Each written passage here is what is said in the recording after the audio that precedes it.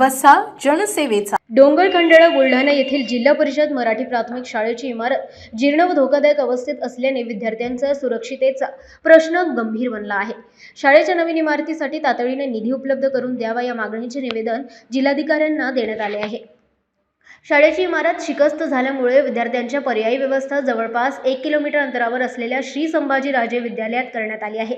मात्र विद्यार्थ्यांना दररोज ये जा करताना राज्य महामार्गाचा रस्ता ओलांडावा लागत असल्याचे त्यांना सुरक्षतेचा प्रश्न निर्माण झाला आहे. विद्यार्थ्यांच्या जीवाशी खेळ नको, शाळेची नवीन इमारत तातडीने उभारा अशी मागणी पालक व ग्रामस्थांकडून करण्यात येत आहे. शासनाकडून निधी उपलब्ध होण्यास विलंब होत असल्याने पालकांमध्ये तीव्र नाराजगी व्यक्त होत आहे. नवीन इमारतीसाठी आवश्यक निधी तातडीने मंजूर करून बांधकामाला सुरुवात करावी, तसेच विद्यार्थ्यांसाठी कायमस्वरूपी सुरक्षित शैक्षणिक व्यवस्था उपलब्ध करून द्यावी अशी मागणी निवेदनातून करण्यात आली आहे.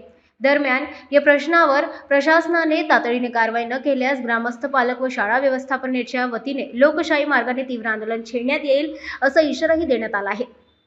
विद्यार्थ्यांच्या सुरक्षिततेचा प्रश्न असल्याने प्रशासन आता तरी जागेवर होणार का, असा सवाल ग्रामस्थांकडून उपस्थित केला जात आहे. यावेळी शाळा व्यवस्थापन समितीचे अध्यक्ष गणेश शेषराव काकडे, उपाध्यक्षा कोमल दीपेक भोंडे, ज्ञानेश्वर सावळे, दीपक भोंडे, गजानन गायकवाड, शिवदास राठोड, राहुल राठोड तसेच सर्व पालक व ग्रामस्थ उपस्थित होते.